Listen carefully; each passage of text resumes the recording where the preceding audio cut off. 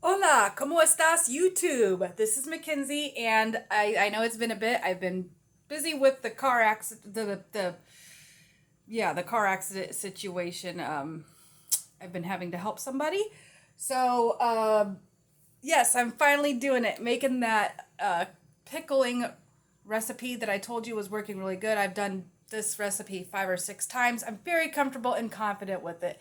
I've only had one jar not seal, therefore, I am going to go ahead and post this out there. One jar out of several is really good.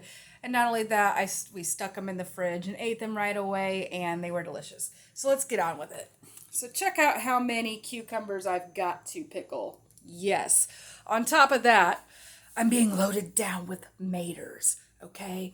I've already put 4 gallon size bags of. Oh, that just steamed up the whole camera, didn't it? I already put 4 gallon size freezer bags full of tomatoes in there. I got more defrosting out there on the porch. More I got to pick every day and stick in there. So, yes, this right here is gonna save time right now before I have to peel more tomatoes and deal with that and make my pasta sauce. So what I'm going to do, I am running out of countertop space. So bear with me, please. I'm going to go ahead and rinse these cucumbers off and cut off the ends and wipe off all the little pokey bits on them. You know, those little black spikes, if I could show you.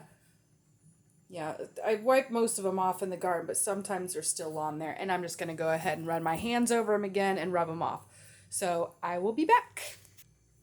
Alrighty, I got some cucumbers cut. I decided, well, I'll just cut them as I chuck them in the food processor. So, I'm going to stick this here knife in there. They're already washed up. I'm going to go ahead in here and get them cut up.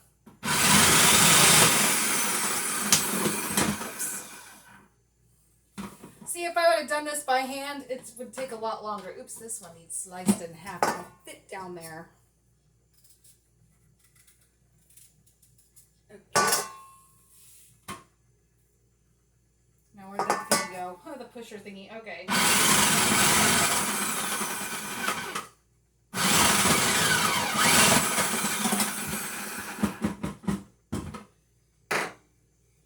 And in fact, I might have to put these cucumbers on the countertop and then put the slices in here because this is going to fill up quick. I got tons and tons of cucumbers.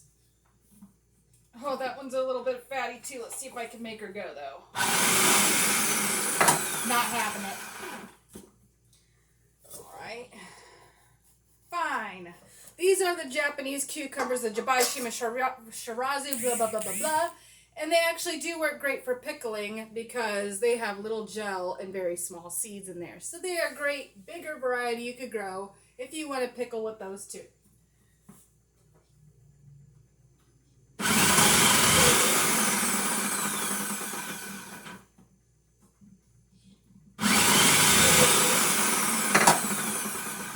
Alright, yeah, I'm going to dump this on the countertop on a clean hand towel and then, yeah, be right back. So I'm just going to keep on completing this process. I also have an onion. I might need to cut another one up. We really like pickled onions, especially in with their cucumbers. It adds a really good flavor.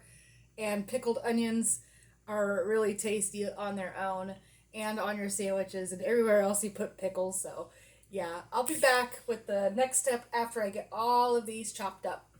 Hang on. So I decided not to go ahead and put my onions in the food processor. I'm just going to chop them up by hand. I'm going to tell you why I decided that. First of all, is because we like to eat the onions by themselves sometimes when we're snacking on the pickles. And I don't want them chopped so small we still can't do that. So I'm just going to go ahead and hand slice onions. I mean, it's not a huge amount of onions. It's not anything compared to the amount of cucumbers I just had to slice up. So that's just why. But go ahead and dice them up however you want. It doesn't matter if they're minced. Just stick the whole onion in there. I mean, it really doesn't matter. So do what you feel like doing. You want to know something silly? I should have started the brine before I started up all this chopping stuff. I usually do, and I just got back from work, and I'm trying to get this done before Ryan comes home and wants to relax. That way I can have a quieter video. So yeah, whatever. It's fine if you start your brine later. It just would have been a quicker process if I would have started the brine beforehand. But that's just a little tidbit of information for you. Believe it or not, some people don't know dill is an herb. They don't think about putting 2 and 2 together. Dill pickles, this is dill. Look how it grows. It kind of has a springy texture to it, and then this is called the dill weed, the leaves are, and then this is the dill seed that is growing, the head of dill. So I've been coming down here and just picking off the lower leaves and adding them to my brine, and then just filtering them out and then saving the rest of the brine behind. That way it still has a lot of that strong dill flavor to it. And using it again and again, but obviously I have to keep adding dill every single time to keep the dill flavor strong enough. But it smells pickly. Alright, now it's time to make the brine. So I have my fresh dill here. I'm going to stick that in there. And then this is what I was talking about, saving the brine. This is a formal. Is it formal? I don't know. It's not dressed the part for formal. Anyway, it's my former jar of pickles that I had, and the pink stuff in there is the pink Himalayan salt. Just settling to the bottom, just shake that up, pour it out. But see, I leave the dill in there. That way it's still, there's still flavor to squeeze out of that dill. So I still have the onion and cucumber flavor in there as well as my vinegar and water, and obviously the pink Himalayan salt. So I'm going to go ahead and dump that in there, and then I will teach you the measurements on making this brine.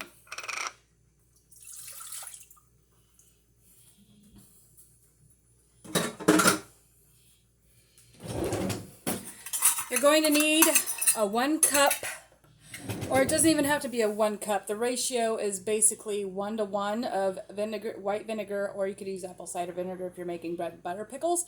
And then I do 1 tablespoon of salt. You do not want to use iodized table salt. The stuff, the iodine will discolor your things, and actually table salt, the processed stuff, it has more sodium in it than natural salts do, like sea salt and pink Himalayan salt and Celtic salt and all those things. Just a little tidbit of information. Plus the natural salts have minerals in them, whereas the iodized table salt does not. So since I have a crap load of pickles, I am going to do 4 cups of white vinegar and 4 cups of purified water through my water pitcher over there. And then 4 tablespoons of pink Himalayan salt.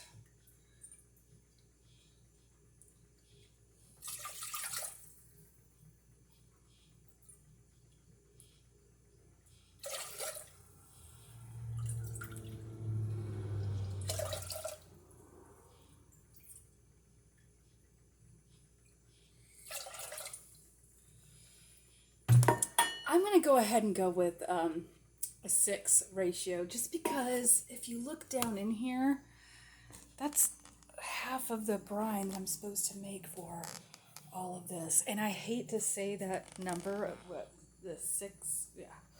Not going to say it. Move on. Okay, 4, 5, 6.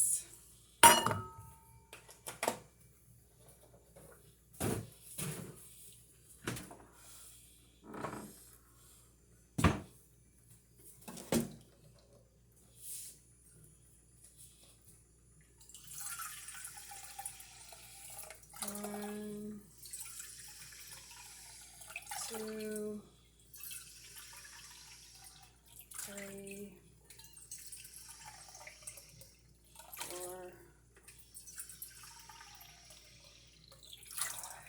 Oh boy, that's going to be cutting it close.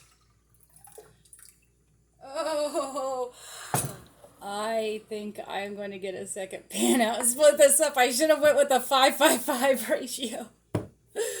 Hang on. Wait a minute, before I can split up this ratio, I have to add my salt first. And I think I'm going to wait for it to get hot. That way the salt can dissolve a bit before I split it up into two. That's stinking thinking. So, oh, that's half a tablespoon. Here it is. Oh boy. On second thought, I think I'm going to do half and half and then do 3 and 3.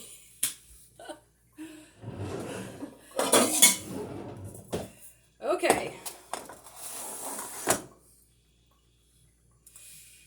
Yes, you can tell I was not prepared to cook this huge of a batch. I've never done this big at a time before, but you know what? We will make it work. All right. That looks good. Good. Cool. All right.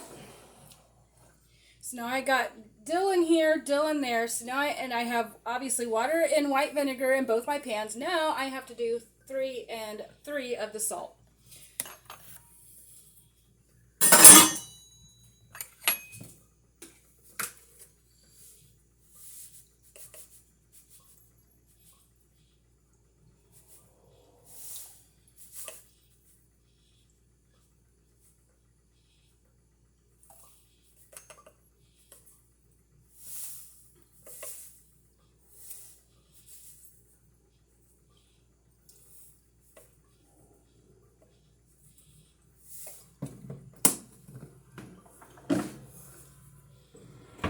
All right, now we're gonna let these boil really hot and really rapid. And I got news.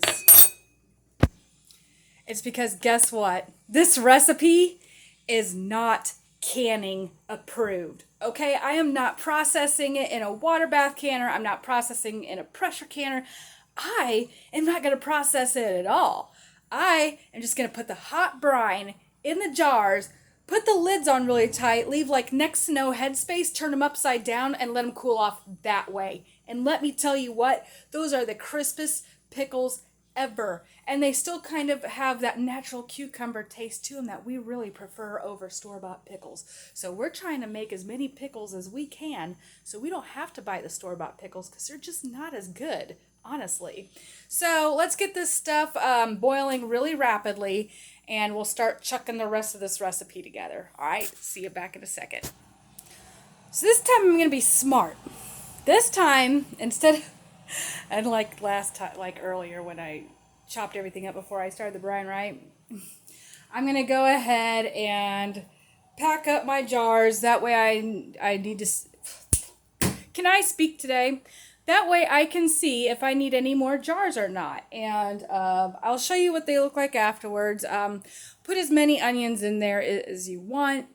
I like to top off a little, just some, decent amount of onions on the top. I can show you how much I put in there, and that way you can get a visual.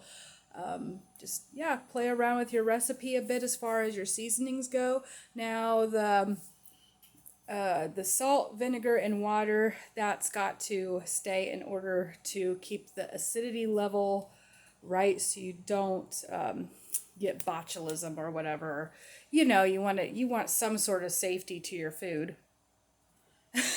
I'm sorry, I'm being really silly. So just keep that in mind.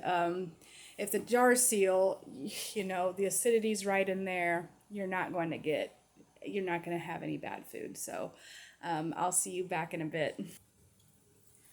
Okay, my ladle grew legs and ran away, and I can't find it. So I am going to use a big spoon and then my jar funnel to put the brine. It's boiling rapidly. Let me show you how hot it is. It's on a super rapid boil. So that's also important to make sure that you get enough pressure in there for the lids to seal.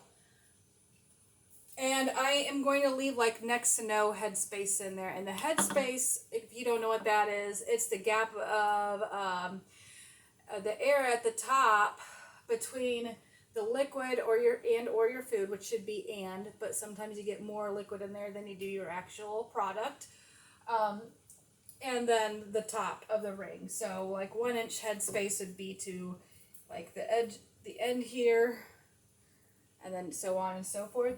But yeah.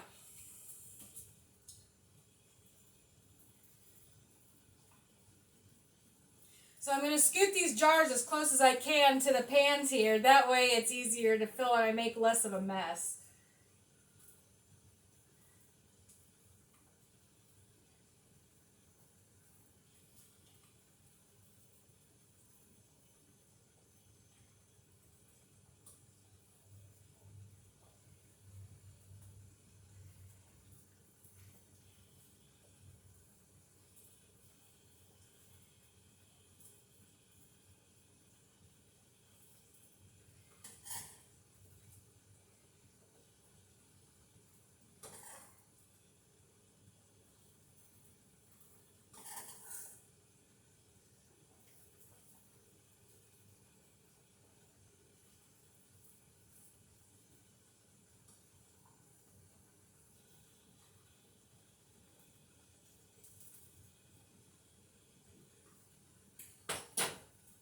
Okay, I got the first jar filled.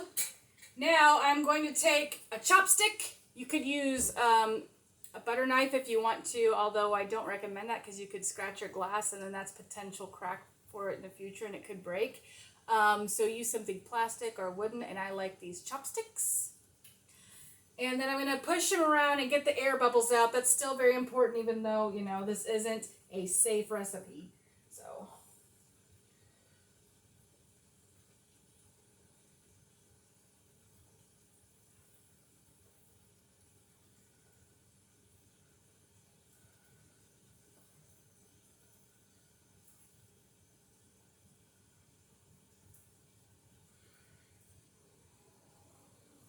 Oftentimes after you debubble, that's what that process was called, is debubbling, you'll find that you need to add more brine in there no matter what your headspace calls for.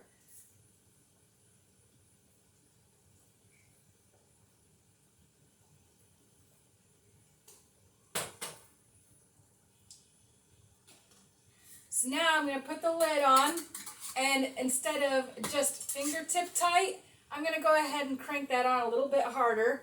And then I'm going to put it at trade spaces here since I'm only working with this amount of counter space, right? Upside down it goes until it cools off in about maybe 10 to 14 hours. It'll be cool. And then I can turn it over and put my label on it and store it wherever, which for right now is the pool table in the basement. So I will go ahead and finish all this up and yeah, get back to you.